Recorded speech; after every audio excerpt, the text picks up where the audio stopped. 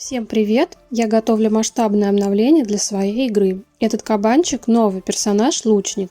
Я его уже замоделила и затекстурила. Сейчас буду создавать ему скелет. Отцентрую 3D курсор. Для того, чтобы первая кость создалась идеально по центру. Создаю эту самую кость, ставлю галку спереди, чтобы меш не прикрывал видимость костей. И располагаю кость как базовую, то есть она будет началом всего скелета. Перемещая ее, мы переместим весь скелет.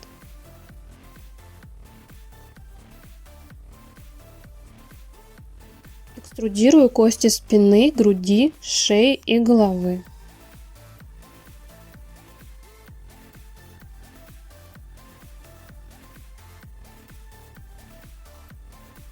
Не стесняюсь пользоваться шпаргалкой. Она, правда, для старой версии Blender, но большая часть горячих клавиш работает. Экструдирую кости плеча и руки, стараясь выровнять их по центру меша.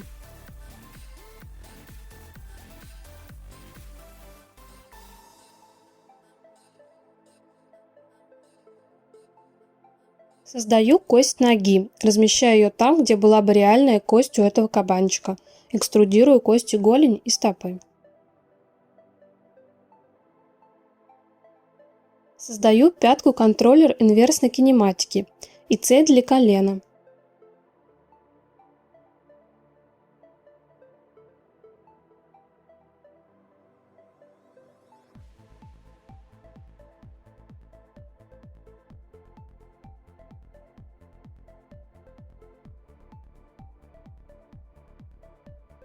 Создаю кость оружия. Буду использовать ее при анимации, а после импорта в Unity буду вешать на нее меш оружия. Задаю осмысленные имена костям на английском. Если я этого не сделаю, получу массу проблем как в Blender, так и после импорта в Unity. Костям рук и ног также дописываю точку и английскую L, что означает left, для того, чтобы работала симметрия в Blender.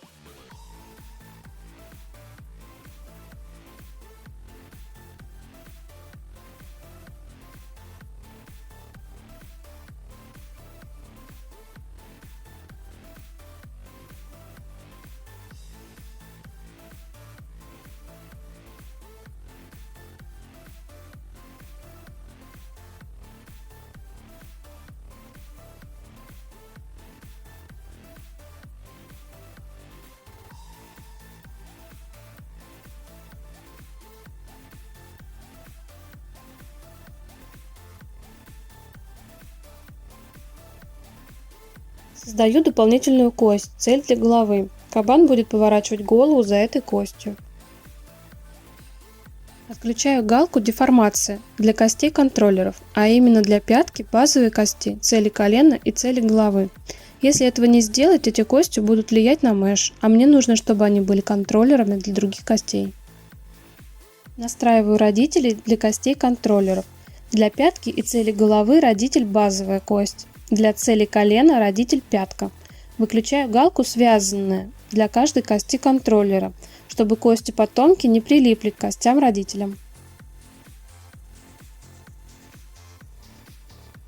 Настраиваю кости пятачка и рта. Не связанным родителям у них должна быть кость головы.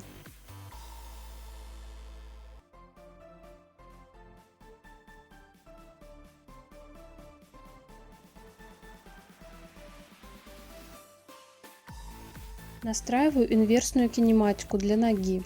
Перехожу в режим редактирования позы. Выбираю голень, добавляю ограничитель кости, инверсная кинематика. Выбираю целью наш скелет, в котором затем выбираю пятку. Целью колена выбираю опять же скелет, в котором выбираю кость, цель колена. Длину цепей выставлю 2. Подберу угол колена, чтобы скелет принял верную форму, в данном случае 90 градусов.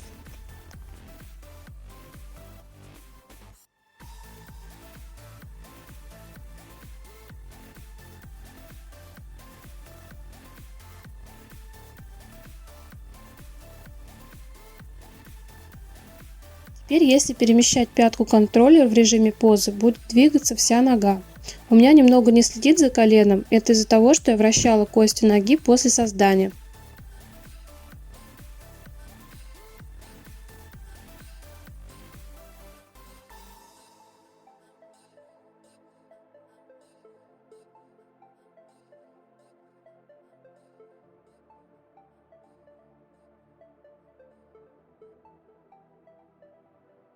Для головы добавлю ограничитель движения, слежение.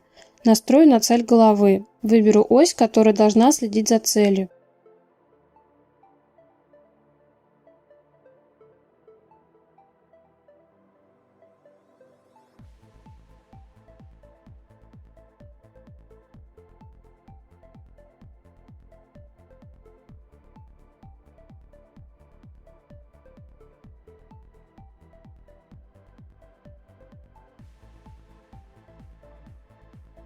Теперь голова будет поворачиваться за целью.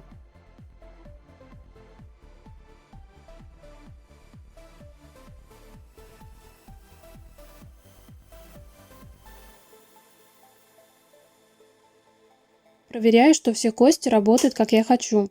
Выбираю кости левой стороны, все, что не по центру.